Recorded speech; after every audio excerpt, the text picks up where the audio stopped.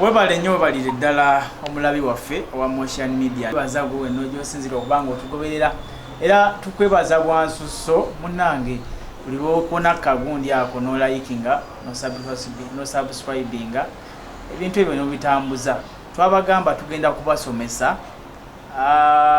mukutu guno tugenda kukola ebintu bingi nnyo naye tugenda sooka tubalageko ebitonotono nga bw'olaba into yaffe ebwesooka tulinamu ebyobufuzi, tulinamu ebyobulimi, tulinamu eddembe ly'obuntu, tulinamu amateeka kooti ekola etya emirimu gyayo, bw'oba ogenda okweyimirira omuntu otwala ki, byonna tugenda kuba tubisoma wano ku mukutu guno. Ate n'abalwanizi b'eddembe ly'obuntu bonna tugenda kuba nga bw'olaba story tuzikola ku KTV ate tumala ne tuzikola tuziteeka ku YouTube channel ya Motion Media. Gendayo bugenzi olikinge osubscribinge gamba mukwano gwo ne mugandawo nti omukutu ogw'olumu okujjudde okumanya n'okutegeera gwaggulwawo dda. Facebook Junju Moses, Motion Media, YouTube. Olwaleero ensonga etuleese etugenda kulonzalonza ebyagwa mu nsi ya Turkey ne Syria mwabimanya. Abantu abasoba mu 8,000 bakafa. Ebiri wano mu Uganda, Saudi Arabia endagaano yaggwako nababulira omwezi guli era mukulu Kayonde ne muleta n'atubulira okwemulugunya kwe kuli nebyayagala biterezebwe. Twagala okumanya olwaliro byateredde kubanga ababaka ba parliament abagenda mu Saudi Arabia bakomyewo. Byateredde, yagenda, teyagenda, lwaki teyagenda, byonna tugenda kubimanya. Deni Uganda ettake babiri bafudde, twongera okusasira famire z'abantu abo. Mwe muli babiri bambi omulongo yabuuse, babasabye obukadde 10. Sigenda kulonzalonza kambayunge ku mukulu. Nze muyita ambasada w'abantu bamukuba Kyeeyo ebweru w'eggwanga, bamuyita Kayonde Abdul owa Voice, Migrant Voice Workers. Agenda kutubuuzaako ate atubulire y'ensonga aziraba atya. Sebo mu bigambo bitono nnyo buuza ku bantu ombuulire ensonga ez'abantu endagaano okubaza ebweru etuuseewa. Seba abantu babuuzeeko abatulaba ku Motion Media ne KTV. Ndi musanyufu okubanga bwe mulowooza ku nsonga ezikwata ku Kubamukuba Kyeeyo mutujjukira era ne mujja gye tuli okufuna clarification. Amannya nze Kayonde Abdul, omukulu nga bwanyanjudde mbitiibwa. Mashallah, saba Mukama abeerenga bwe kiba kitugwanira kigwanira sebo emmeme kyejjula omutima kyegujjula emmeme kyefulumya n'akamu. Of course Katonda waba akuwadde obuvunaanyizibwa obukulembeze buva eriye.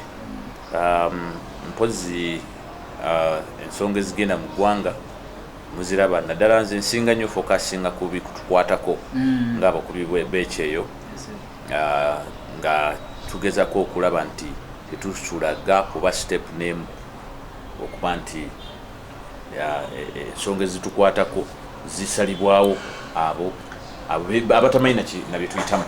Tutandikire nakulabye ng'oli mukaawo ng'omususa neŋŋamba muganda wange kiki ate abantu okuba babeiro tamanyi nti ddembe ly'abuntu. Kituufu omuntu okufuna bail is a right omuntu gy'asobola okusaba. Omusango gwa Nakintu? Yes, omusango gwa Nakintu Julius. Twabaddeyo ku High Court ng'omulamuzi agezaako okuwulira that bail application era finally abagiteekamu basucceedinze. Naye ffe ku side yaffe complaint gye tulina nti omulamuzi yagenze nnyo mu maaso kwagala okunnyonnyola ate omusango. Yagenze mu musango munda. It wasn't so much good. Ng'alinga ng'ayagala okunafuya omusango ate ng'ali mu kuwa bailo. So ekyo kikyamu kyatunyizizaamu. Yandibaire tagenda mu maaso kwefuula agusoma ayagala kujumping up conclusion which is prejudice. Naye katusuubire nti ye judge nga situnnaba kunyiiga nnyo n'okusaba bamukyuse kuba tulina right eyo esaba state okumusa okuba mukyuse batuwa omulala wona alinza okubalayikira okutatuwaki okwenkanya muwanikira principal judge n'atukyusiza omulamuzi because ono watandika okulaga nti ayogerezeganya nnyo ayina eddembe okwogera naki atandika okunyonyola omusango mu ngeri bwetu ate bwanaatuka okuwulira already ojampinze ku conclusion otandise okuruling out nga wetali trafficking wetali biki n'olwekyo sinzidde okuwa banawulidde agamba mbu omwana yagenda mu butuufu era okumanya yagenda mu butuufu yalina endagaano kati kitegeeza nga kyalibadde kijja luvannyuma lwa kutandika ku openinga case mu second gundi nga kunaku z'otugambye nti tujja kudda otandika okuwulira omusango nga naawe omaze okugusoma n'ogutegeera kyomuwendo Joseph kyomuwendo ye State Anthony musango agamba atya kunoonyereza kutuuseewa of course state ndowooza ekola ebintu ebyo mu ngeri yakasoobo era bwe busungu bwe tulina simanyi lwaki emisango gyayo bweba egezaako okuba nti egikwasaganya tebalina coordination kuba detectives baba IOs ba files zino okubanga balina full information oba okubanga banoonyereza ebyo byetagisa okunoonyereza because kati mu musango nga guno basobola okubanga bafuna information ne bajongera mu kulumiriza babawa chance okola investigations nga case bwewulirwa kati bwebanga ffe twabawa buli kimu ffe ba complainants twabawa buli kimu kye twalaba ne basinzirako okukola arrests ze bakola it is incumbent upon them bonga state okwongera yes babwanjula we will appreciate that naye okugenda mu maaso okulaba kwa state doesn't work in pieces. It has to coordinate and coordinate its activities. Temusobola tugamba nti temumanyi bye Saudi temunafuna information ye Saudi all this long muina ambassador muina gundi ambassador inzo kuba siye investigator naye why don't you ambassador even have an army attache oba mwagala kwatachinga police attache naye mumuteekeyo such that asobola ku extending omukono and ekyokubiri cases zaffe teziri muntu mugenda ku exploiting ba I mean ku export kujayo muntu eri bagita extradition something okujayo omuntu mulete eno mujajingire wano. It may not need all those agreements but through your diplomacy you can agree in such a public discontent kubanga mwena states zombi Saudi losing image ne Uganda losing image. Why don't you open doors if Saudi ngeina che doubting wano mo allegations ina embassy one the ambassador here can seek an open entry into this kind of interrogation neba ko nayo chenyonyola why the Saudi embassy is here in Uganda. I mean to harmonize such things. And still if Uganda cannot reach Saudi, there is a Saudi embassy here which communicates direct to the foreign affairs the other side. So ebyokutubuzabuza nti tebamanyi bulungi byagenda mu maaso, you write to the Saudi diplomacy, write to them, they reveal the information you want. Saudi embassy yawan wandikire King Fahad Hospital ekigambe nti sebo mutubulire mwana ono batubaino bali mukutwakyuza mwamuzanga mwali mu musala mwasala biki give us that report. I don't know why they want to apply when bobogeno longoso omuntu babera wa signing ane signing ku sajale ye procedure yongegena maso bali bagena mukola cooperation yaki. Can't the Saudi embassy in Uganda be compelled to produce this? Do we need somebody even to fly to Saudi Arabia? Besides that, if we have a Saudi embassy here that looks for over Saudi affairs eziri mu gwanga wano Uganda ne business zayo because the diplomats are supposed to promoting interests of Gwanga. Now what is the interest of Uganda and Saudi state to state? But now in interest ya labor export and import. One imports, another one exports. And they have an agreement, they have a treaty over that. What if such scenarios come related to organ crimes and other issues? Bwezija mugaba mutanti mwakola treaty etasobola ku harmonizing nsonga ngezo. Ekyokubiri police ekoze okunoonyereza kwayo nebagamba nti tulina we tutuuse ffe tukoze file ziri complete wabula it is pending obujulizi obuliwa okuverifyinga ebyogerwa okuva Saudi Arabia. Don't we have Saudi embassy in Uganda? Don't we have Ugandan embassy in Saudi Arabia? Nga ne ba consular abakulu abali ku embassy ya Uganda Saudi Arabia baliyo balaba n'omwana ono Nakintu Judith ng'ali mu ddwaliro. Omu ku bakulu n'abuuza n'okubuuza lwaki omwana ono akyali wano. Ye abaffe bwe batuukira okumanya n'omwana eddwaliro we yali. Can't the embassy of Uganda in Saudi Arabia right official okujja nga abaliyo they are just cowards and they don't even deserve to be cleared. To be cleared to go there. They don't defend the interests of Uganda in Saudi Arabia. Maybe they are in business. Now why don't you write through the protocol whatever and seek to get this information if Saudi is to defend itself. Otherwise then Uganda remains at stake to explain. The Ugandan state remains at stake to explain what transpired. Kubanga jaji bwavaayo n'atandika okugamba kituufu ensigo bakakasa bagijjamu era ne poliisi ekakasa nti ne state nayo yennyini nekkiriza ya Uganda kubanga state kati yevugwa muki omusango gwe kati wemala okukkiriza nti kituufu omwana talina nsigo bannaye ensigo yaragawo. Ebibuuzo biri nti bwe banga ensigo y'omwana yabula mu ngeri bwete y'amankyolo tulina amateeka tulina any relations ezisobola otuyamba okutegeera ebyaliwo bwe zibaawo bring them out. Exactly. Once you bring them out, maybe you will know where the mistake was. Because abantu abamu bakola ensobi. Kati okugeza nga guno bola abantu bebawamba mu drone bebakola ebintuntu. Oyinza okwekanga nga state temanyi bulungi ani akikola.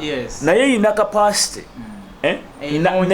Kubanga ino kuma sovereignty and that image. Ina capacity okunoonyereza n'okunoonya baani abakola ebintu ebyo. Abantu bavaayo ne bakola ebintu nga ba individual ne ba imposters nabo gye bali. Kati ojasanga omuntu nga yagenda nga mu Saudi n'apangapanga na craftinga n'agula ensigo y'omwana.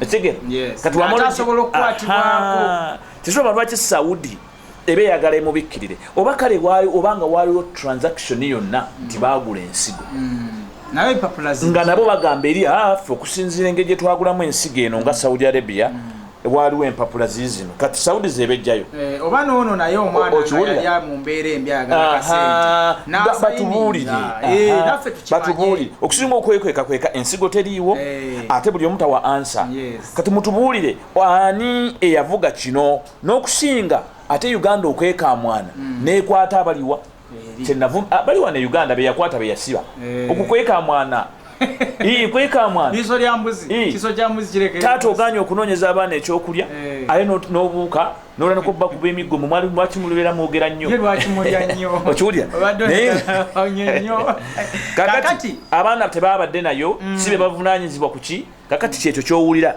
basooka kusaawo omusango gwa human trafficking kakati ate omulamuzi avaayo nti ate kakati tewali kiraga nti bakukusa kubanga abaana bayita bulungi muki omwana bamutwalira mu mateeka bamutwalira mu mateeka amateeka gajja mu nsigo akali amateeka ago ge bamutwaliramu bo gajja mu nsigo bo galambika kujja mu nsigo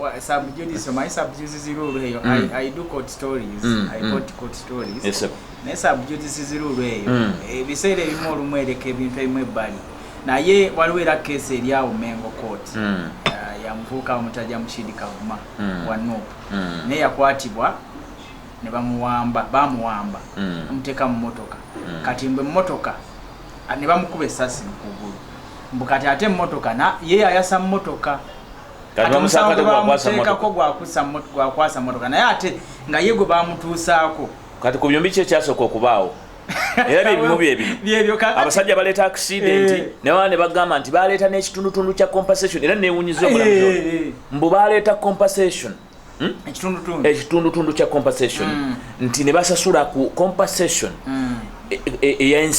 eyensigo ya accident ya national ulinge gye bakireeta mudayo di muko kugamba compensation eno yali esasula nsigo oba yali esasula accident.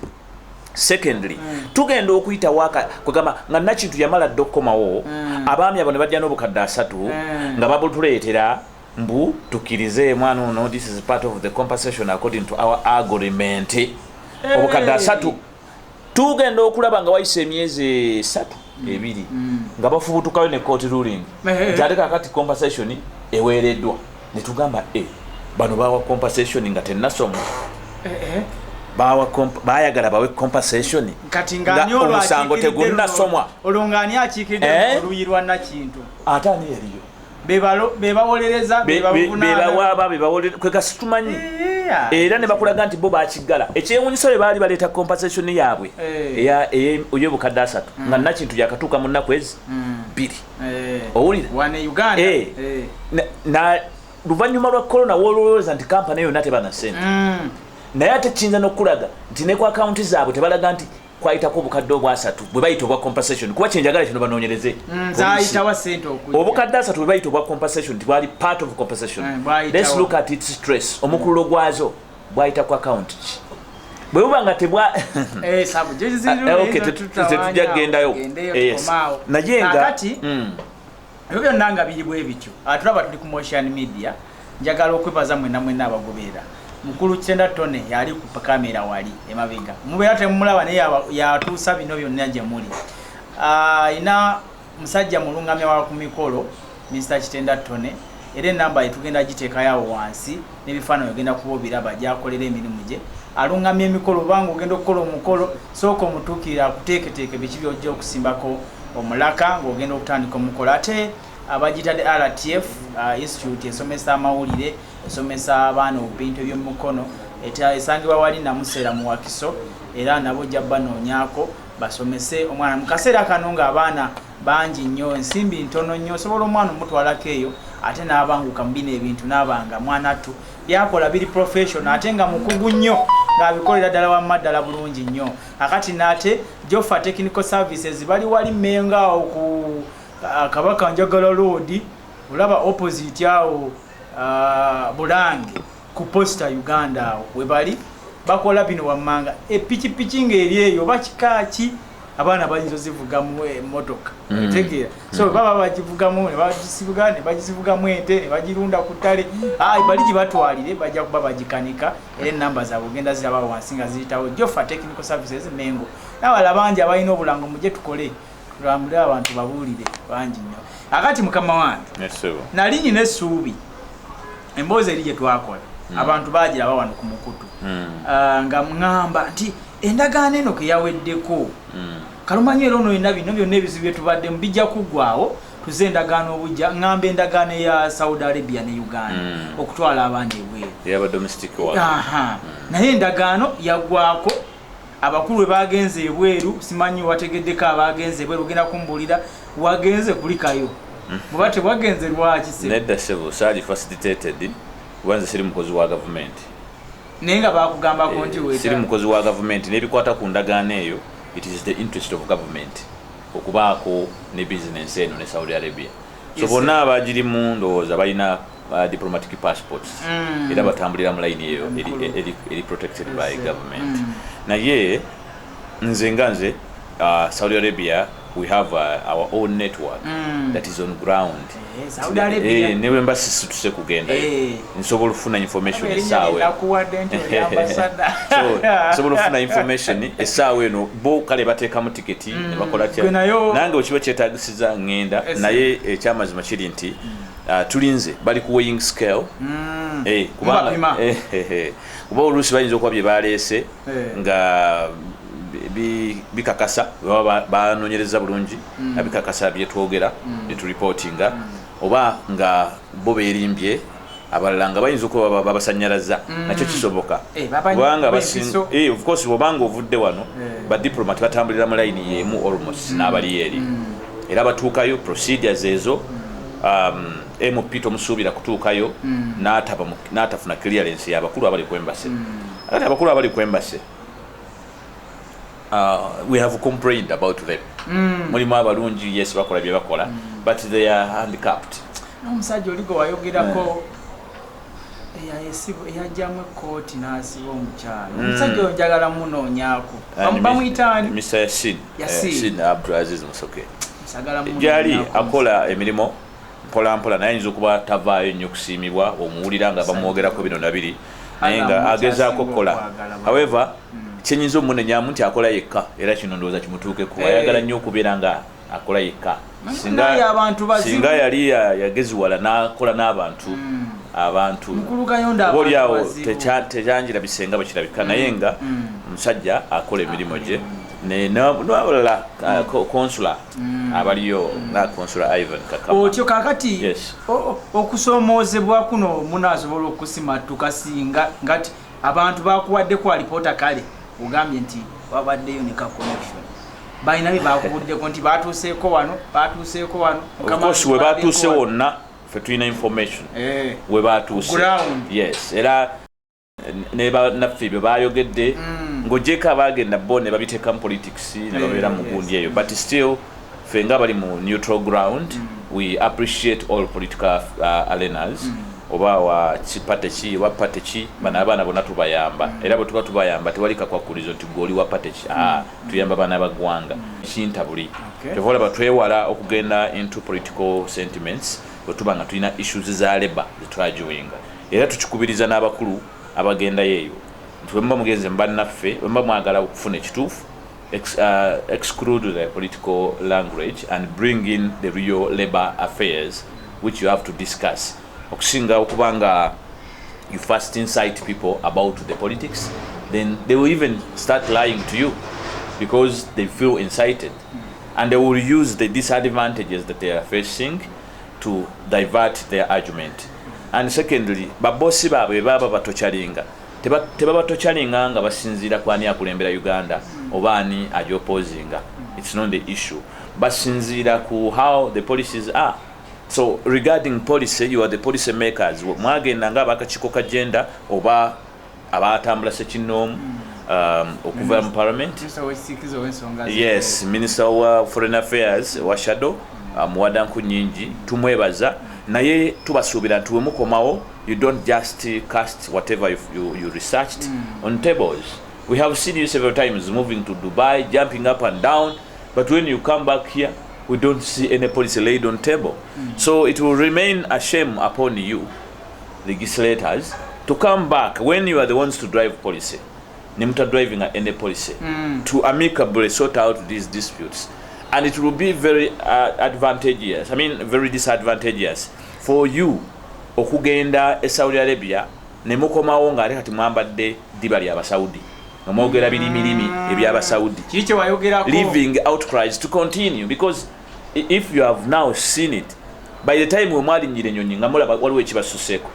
What were these people complaining about? They were complaining about the Arabs, the very people on the other side.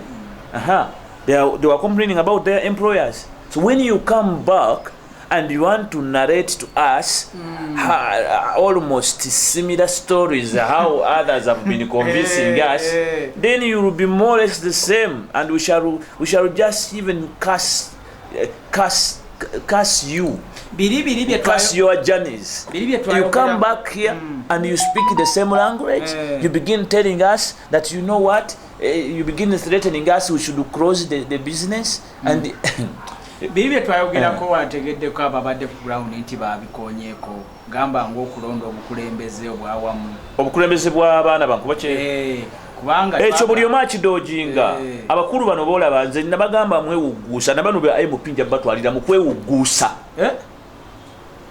beewugguusa bantu bakulu bakyala nja batwalira awo bonna kaabaani oba okulira kakiiko mwewugguusa ne parliament gye muvaamu Parliament gye muvaamu teyina agikulembera tugambe ebyalo bwe bibalonda ne bibasindika mu parliament buli omu atuukayo nga akwata muzinda alayogera nga bw'ayagala baba nga abaana bankuba kye babasaba administration babasaba okuba organized because they cannot avoid going nosanga oli nyenyonyi n'ogenda Saudi Arabia n'okomawo and you fail to capture that first in your statements in your report nti wabulawo obukulembeze awo nti abaana beetaaga obukulembeze you wait for us to pressure you.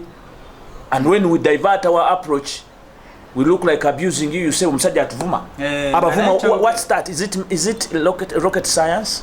It's not rocket science. Bwebanga parliament institution enamba ino bukulembeze.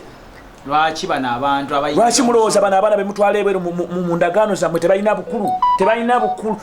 Order.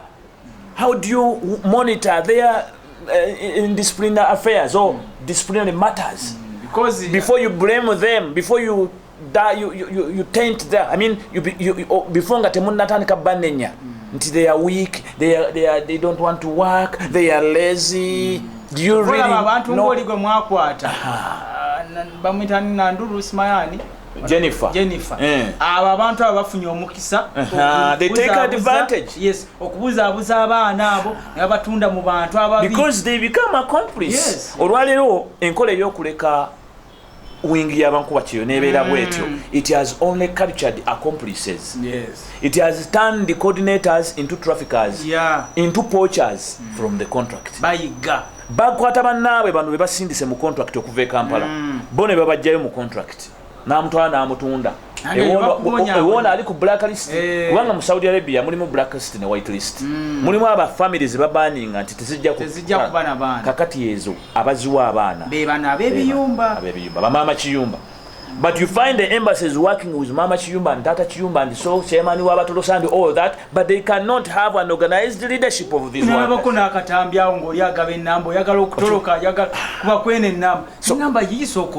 And you find that tujja kusanga sagala preemptinga bibigenda kuba mu report ya agenda ya kachiko kagenda, but I hope bino bada bitunulira ate nabo nze bantama kukwogera bogezi ne bakwa biri commendation ne babiteeka.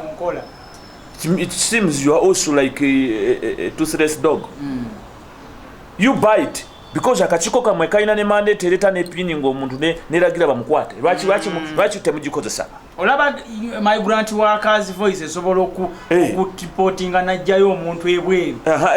Necho kiveeko okukwata okusawa embeera n'abakoze ensobi be tulowooza ba suspects misango kati nga guno gwanna kintu n'abalala nti basobola okukwatibwa mu akakiiko kammwe kakola ki? Kali kakutaani. Mutuleetereyo omugwe mutadde walingi kati waliyo omusango ogutambula. Genda yagutaddeyo. Apart from lamentations, sagala bakuba mbituli naye nsuubira nga temunnatuyita baffe singa we are tired. Otherwise we shall even reject coming to you when you don't want to listen to what is on the ground. Ekyokubiri mugenda okulaba abaana Saudi Arabia bokwasasina situation and you just enter these shelters for just maybe 1 hour. That so banga kyandibadde kikulu nnyo ne batuuka nga balina omukulembeze agenda obatwala wano ne.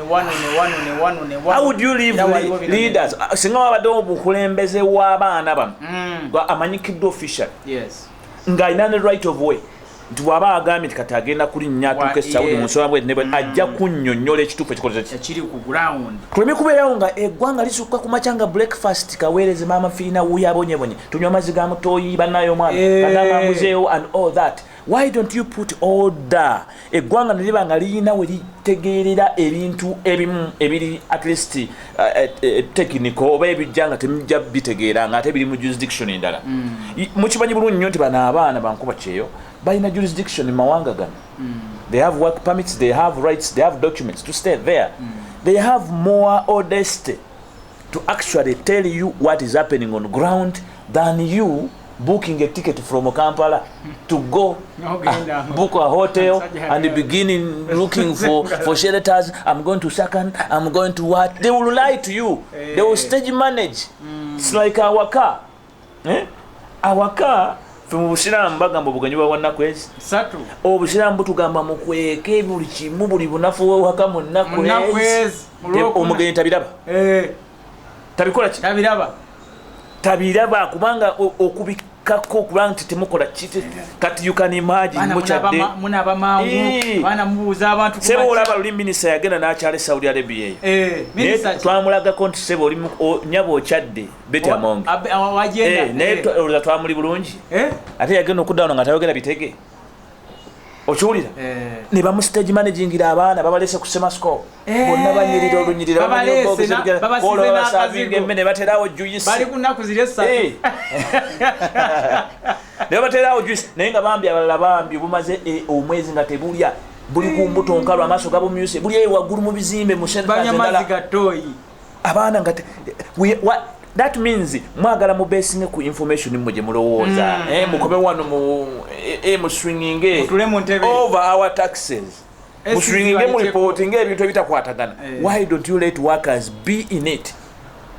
If at all there is a chance to negotiate, let them negotiate. Yes. Don't pretend to be negotiating for them. Even me Kayonde, sikyagala.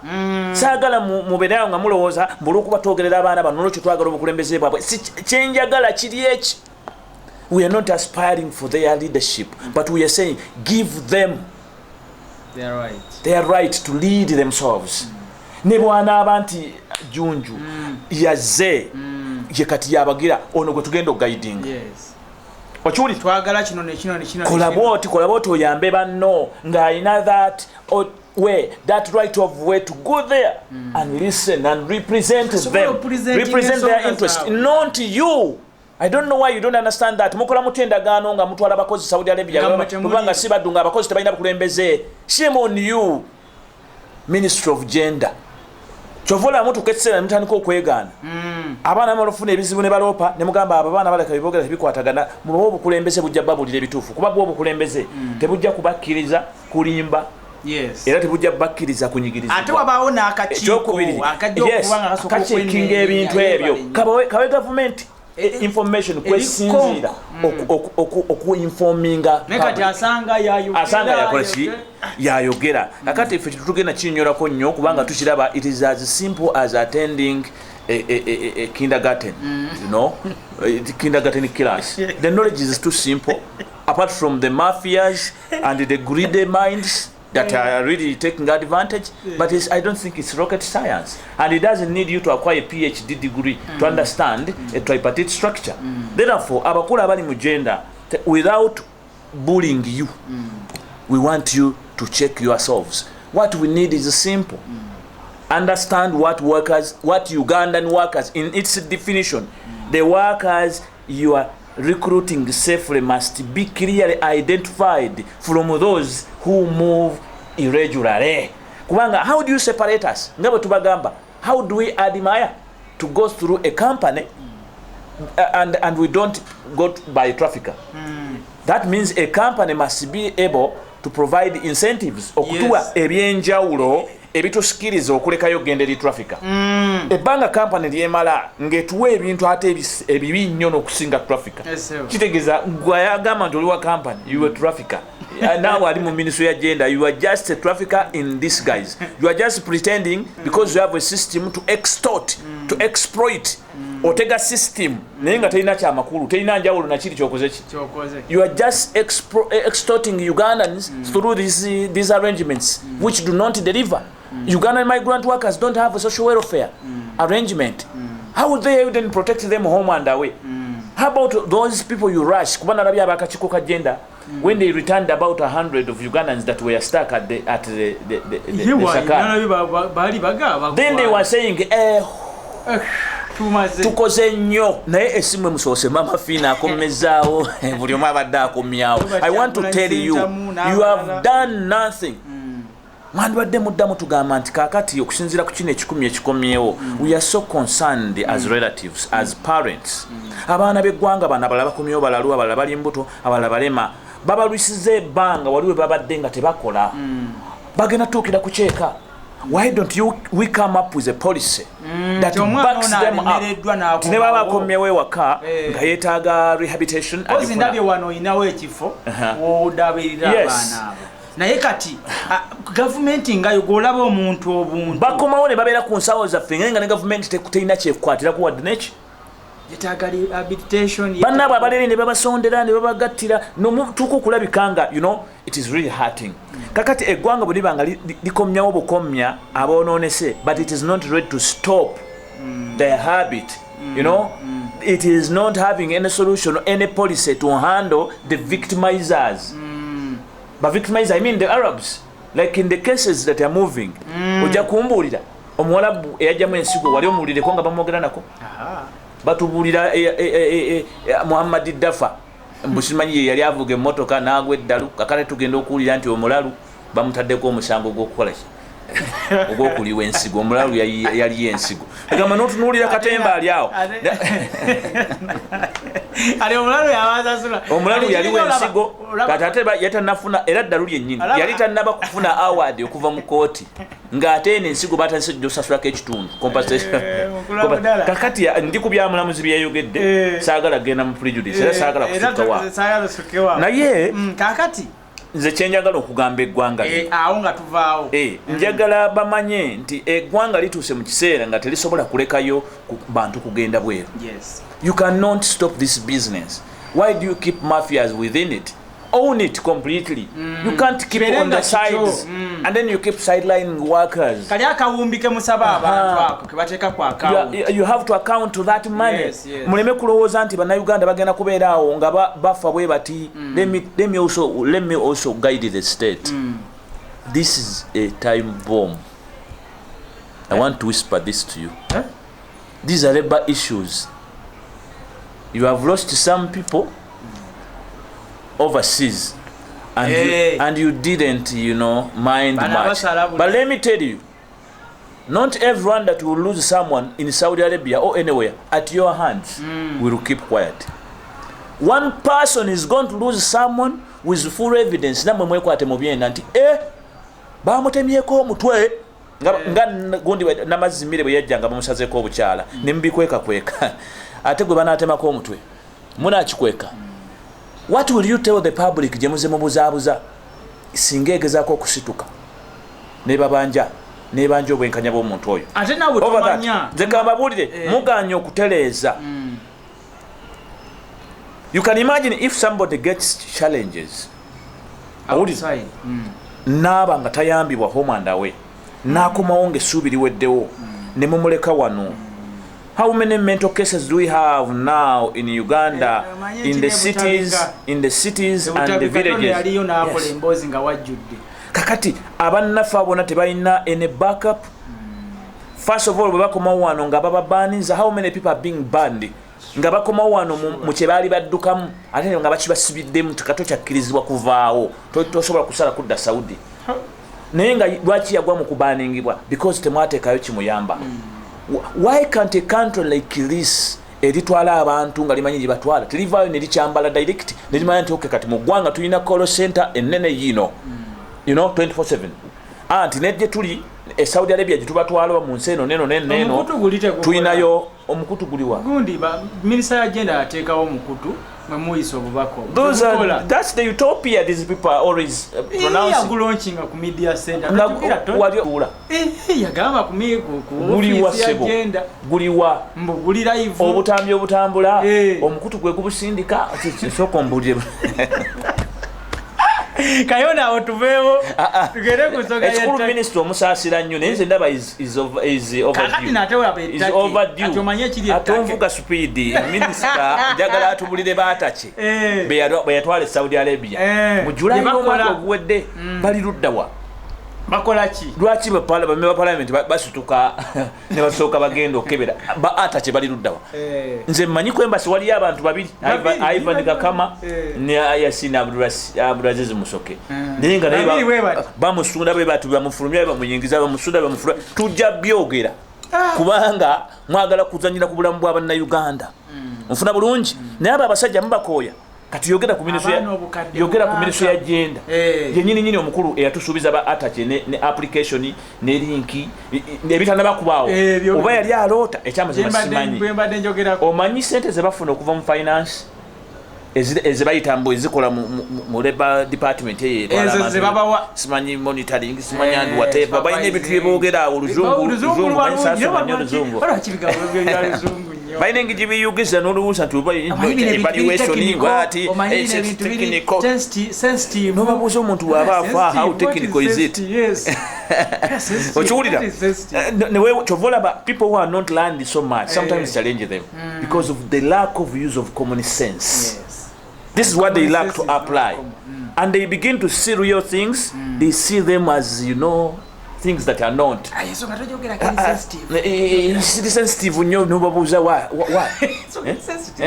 Kakati obukadde munana 8 millions buli mwezi department etwala abantu all those people obukadde 20 obuli mu Saudi Arabia newala bulondolerwa oba bukolebwa emiliyoni 8 wano ku ministry agenda zokka. Is that enough? Mbuli lwaki tetufe kati buli omu yerowoozi bwe ba finance nga yegaba budget erekerawo okuzinona ku URA anti wuliriza URA ekwata n'esala buli muto gwa mwana nga tanavaawo nekujjako $30 nezeevo mubika kati noweewuunye basala ssente ezo naye bwobagamba nti abankuba Kyeeyo mubawe polisi eya welfare fund bo bajja kwekwatiriza bazikoleki awo ng'olaba bano bakapini ab'amakampani bakapini zebayita bakapini bagundi ab'amakampani badirector kapini ng'avaayo abaana kakati abaana tebajja kusobola kusasula baana bannyoko bwe baba bafa nga family muzireka mu bbanga bamuleko bameka bemukulu yeetinze in your labor export thing ngamba mmwe bakapini badirector mu ab'amakampani bana abaana bemugamba mube extorting ambajjako sente mmeka buli mwana ayingira kampani ya mumujjako sente zitaka wansi wakakadde amusaasira akoma ku 5 tembikola yowere ennaku ezo manyiche yaliko kanzi sagala genda mbyako yawulamu kwabwe nze siri wa yowera anti kati kabakaya we wali omukujubano but I'm telling you time is up osanga URA esobola okukwata $30 ezo nezijja ku baana etema ku mwana sente ezo nezitereka bwebeezi wa finance tegibuulira nti finance oba okola budget zino sente ziriko abantu abali mu maggwa naye mubaweeyo budget nti genda mugiwe budget ekola ki baleme kwekwasa nga abaana babonaabona naye bagiwa kakati ekyo kiri awo tunuulira bano bakapini njabayita bakapini ba director kubanga abasajja bayizawo abasajja abatuzoganya mu Yoweri omwo si basajja bawanvu nnyo abali awo okujjako kyeyamaani waabwe naye bali awo omutunuulira nga talina just olwokuba yafuna dollar account kati okufuna dollar account awagaye nalina omulaba nga atambula ng'omukyajinge ng'alina ng'eryanda ly'essimu but I'm telling you fe twogera biri nakyo because we are working for God bino byemukola muli mu kwerimba just bring close the workers let workers establish themselves let them be part of you because without we okukkiriza mu okutwenslavinga you cannot survive kyovola nabagamba try agriculture if labor export is hard for you to listen to us otherwise tugenda mu maaso okubasosonkola nfuna bulungi sebo so kyetwagala bategeere nti nga bwe mukwata abaana bano ze mbajjako sente wano nga mubasolooza okugenda okwewandiisa mu makampani gammwe ezo zote zibula mbwe ezo zoba banazo naye bwomugamba nti why don't these workers come to a joint fund such that they can always be assisted in emergencies they say abaana tebalina sente abantu balina sente that is foolery why do you say muyamba bayambe tebagenda kukola musaala bagenda kukolera bwereere sigeza mutwala nfuuzi namwe mukimanyi mutwala abantu abatali qualified if you are taking real people bemanyi nti abakola bagenda kufunamu try to give them an ownership into it such that they don't become subjects but you are making them subjects because you want to portray a sympathy onto them, leaving them unruly and leaving them not even be feeling party to the decisions they are taking until they reach there and turn against you. Then you begin running up and down. Akasajja katusibisiza, akasajja katugizebwe kati. Why don't you let them be party? Let them be also part to blame other than you alone. And this is my message. It is a humble message to you. Nze sikwetaga mu office yange ngujuzunga n'olukesi at the last hour when you were not my friend before. We want to be with you first time nga tutambula ngoba abaana batwala mpita mbeewo kale ebizibu binajja nja kujja nnyonnyole but oyagala goyiteeyo gire otwale oyiweyo okukuse ate omala otandika okwegaana teri agenda balekera taliyo kale agende ettake ekiri abantu baafa musisi yagwa munange sina munyonyola nnyo wiiki eyewedde olunaku lw'Sande mu show yange eri namuziga ku 93 Kingdom FM kwava nebimuleeta nebiyinza okubaawo singa tekiba kikoleddwa abantu abasoba mu mitwalo mu 14 ettake bafu mwabo mukama yatusaasidde tulinamu batono era twongera okusaasira famire z'abantu abo abafiiriddwa abantu abo muli omulongo babiri eyabuuse n'abalala mukama abasaasire era emitima gyammwe agigumye fenna katonda kabeere ekikubagizo gye tuli naye gavumenti gavumenti yakuno famire eri yasabiddwa obukadde 10 okuzza omubiri gw'omugenzi babiri naye babiri twayogeddeko ne ofiisi ya ambasada ettake omukyala bamuyitaani sa peru bamuyita tiperu n'atubulira nti balina bye batuuse munzogeragana ne bagenza okigwamu ng'ate omubiri gw'omugenzi baguziika dda era oddukira story era gye twakola nga baziisa omwana e Saudi Arabia. It is not new because nati najuko shadia naye bado bamuziika. That shows disconnectivity. So kati mu mbeera eyo lwaki gavumenti yakuno bano abantu abo era be bamwe bajjamu ssente ebintu bino efubutukira era terina nteekateeka yawamu esobola kuyitwamu. Government is just excited and active to respond to anything that hits it, but it is not ready to act proactively. It's like a bomb. This government is like a bomb. No, it is there always quiet until something triggers it to bursts. You understand? It is always quiet. A bomb cannot warn its temper. The one who is going to temper it, it doesn't warn. But it only... You understand? But here are the citizens, abavayo, nebagamba government, nebajuwoninga, nebajuweleza aramu, nenga tekolechi. Until sosonkola nnyo nesooka ebabikirako. You understand? Kakati bwetudda ku nsonga ya baganda baffe abali ettake, inna lillahi wa inna ilaihi raji'un. Eri bonna buli yenna yafiiriddeyo baba batake oba basiriya baba ki bonna n'abannayuganda. Naye omunaku omunnayuganda nga ye alina kukwata ku kutama yeekaabira era nze mbasaasidde naddala bankuba kyo bana bagenda ebweru tugenda kufa tugenda kufa kubanga olaba abali Saudi bannayuganda Uganda gyeyina endagaano gyetaayiza ina ne desk ku kisaawe namba butakkiriza excess number kugendayo gavumenti temanyi baliyo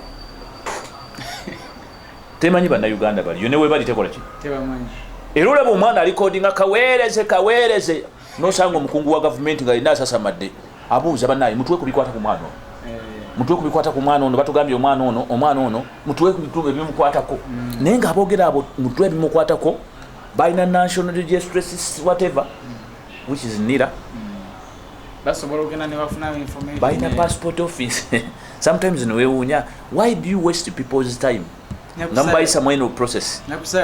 Now you can't keep their records. You don't know their families. You don't know anything. That's why, because the system, government still wants to culture and propagate mafias. It is too slow to adopt transparent systems like a workers' administration in a country, a migrant workers' administration in a country, which tracks workers and categorizes them such that you know the people in the diaspora are such and such and such and such and such and such and such and such, because the role of their protection is on you, government. How will you protect the people you don't know where they are?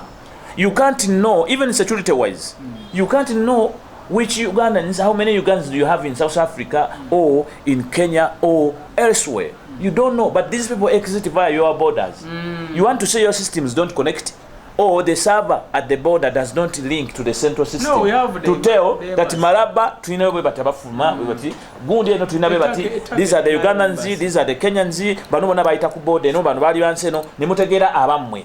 Walubo Populabatiro could use Sakutisawa or Simanyo Komio, Juza, Bamana Uganda, Gilaboti, not near such nonsense. You can't, you don't have our information. You know, you don't know even where we are. Kachitegeeza fe bannayuganda batambula buli lunaku nga tulina essuubi nti gavumenti ejja tubeererawo. It is impossible. Kitegeeza omuntu asobola okutuuka nakukola kyonna kyakkoze, you die.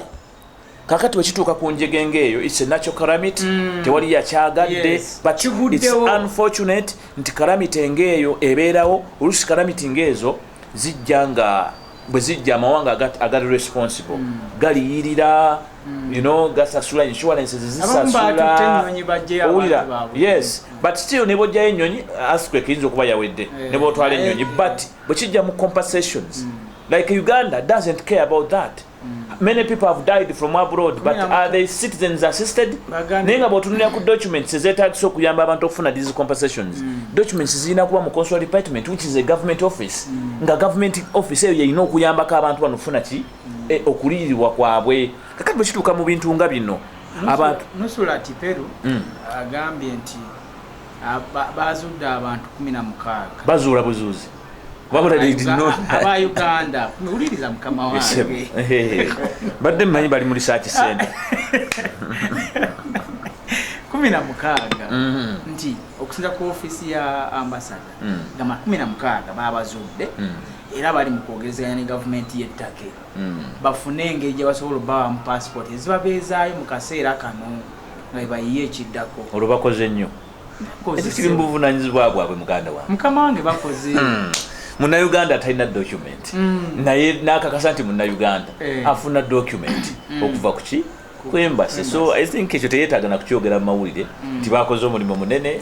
The issue was not the passport. Is that enough? Tumanyi kuwolereza abantu bwe batwe baziika olaba baganda baffe bakadaama babaziika ng'embwa. Nze omanyi nagamba abaana b'enkulembera tebabayita bakadaama era olina okuva mu bwakadaama n'oyingira mu bwa migrant worker awo nesooka nkukulembera. Nze sikulembera bakadaama bakadaama mugende eri babuloga nga kuba you're not connected, you don't know the law, you don't know the rights, you just talk, just run away, just act according, you think using your feet. So I want to distance myself from that. Naye bwe kituuka ku bakadaama bambi era be bakyawagira enfe eyo olufa banaye mwana we yatufuddeko omutuyambe muze omulambo nnyo ku stupid era pressure yaabwe ebeera yakuza muki.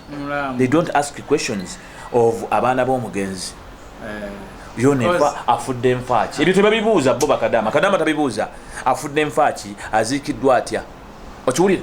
Is it about kuwa buwi bantu passport abettake? Is it about kuba buwi gundi agambye ki ekirala okuza omubiri gw'omugenzi? Is that all? Kyebadde balimbalima bakadaama bali Saudi Arabia nti mulambo tugenda kuguza abazadde bonna ne bababeezaawo bambi balinda kuziika buki aziifu gye baatwala mbwa batwala mba kuba embwa yeefa mwena ne mugiyitako ne mulinda KCCA gyekole ki kakati kirina njawulo kikaddamu offiire Saudi Arabia ne mulinda gavumenti ez'omulamu oba si kyo ne baziika eyo nesogonyokera ku conference n'otabaawo abuuza be bakadaama abali Saudi Arabia bakumawo ne babaziika nga mbwa. They have no any compensation and it is even stated in the Saudi law they are not compensated. But do we deserve that? No. Nalabye Saalongo bambi ng'agamba omwana yabadde ambeezaawo. Kati wano nga temunnatuuka waliwo gwe banonye era basimbudde wano bagenzi kunona mayiti ku kisaawe bagenzi ginona okiwulira naye nga lwaki banona bunonyi mayiti ne baziika embwa ya Arabi ebadde ekola esa abaana. There must be a program that gives a benefit to these girls and boys who are dying in such a way. There must be support through the administration okulaba nti bafuna cover y'okufa kwabwe y'obulamu bwabwe. It is one way they are going to be even encouraged okujja ogiyita mu mateeka kubanga bamanya amateeka gakukavalinga amateeka neemofa toziikibwa buziikibwa ngumu kubanga bwembuuza afudde n'asise si kyekimu. Traffica bw'afiire Dubai bebamuziza tebaziika buziisi agirako package. Owe Saudi bwafa bibadde tebaziika buziisi agirako package. Kati njawulo ki owagira kukusa owagira ki kuwonyeza okwekanga kati emiranga egiri e Dubai mitono kugiri e Saudi Arabia. Am I lying? Lwaki tutuuka kulinesa? Can we make a difference? Kati wengambira nti mmwe tugenda kufa tugenda kufa oyogere ku nsonga zino naye ffe tugenda kukola ng'ogwaffe okujja twogere tubabuulire ki ekisobola okukolebwa kubanga amagezi muliro ogukuwako ng'ogende wa neighbor nga weewola watayagala kwewola era nga omanyi nkugamba bugambi tomanyi okujjako tonamanya kumanya nti tomanyi naye tomanyi ekituufu kiri nti tomanyi awo omwana yayimba akayimba ako naye abwe tuli twagala okubategeeza nti guno omukutu guleeteddwa okumanya n'okutegeera tugenda kwogeranga ebyobulimi tukusomese okwejja mu bwavu mukola n'okero olyemu minisita okero olyemu naliko naye wiiki eri naŋŋamba abaana abantu abali ettaka bafaako nnyo ate bo yabafuddeko naye bo tebagamba kudda kukola agriculture wano nemubuuza naye owaayi ekitongole eky'eddembe ly'obuntu ekyensi yonna mwakigobye mu ggwanga naŋŋamba eddembe ly'obuntu mu Uganda weeriri era tulina akakiiko kalamba ka Uganda Human Rights Commission kakola omulimu bingi nnyo byeyayogedde ate bali bagamba tebalina ssente akakiiko k'eddembe ly'obuntu nayogedde ne Maria Mwangade manyi bonna nze mbeera nabo era omumanyi ali nabo bagamba tebalina ssente ate bano babeesigulira naŋŋamba nti twabasinkanye tugenda kulaba engeri gye tusobola okutematema akasente akatono so biri awo matenkane nga mpale z'aba7 mpanvu simpanga naye nga twagala okubategeeza bannanga bonna mwena abatulaba nze omulangira George Moses kitenda ttone yabadde ku kamera ono ye mukulu Kayonde nze muyita ambasada w'abantu abali ebweru bamukuba Kyeeyo bamukuba Kyeeyo mwenna abali ebweru soko ojjukire ki ekyakutwala ebweru nga tonalowooza koona akuweereza akameseji toloka kola bwoti lowooza n'ekirala weegendereze nnyo ng'ogenda okufuluma ebweru w'eggwanga bigendererwa ki ebikututte yaani akututte bw'oba bakukusibwa ebikutuukako kitegeeza munnange ng'oli wekka gw'omanyi so n'olwekyo kyandibadde kituufu nnyo nnyini ddala n'omufuyita mu makubo amalungi okuba ng'ogenda buli w'eggwanga njagala okwagaliza ekitiisa kya Katonda kibeere naawe era Ssaabasajja Kabaka awangaale nze omulangira Moses.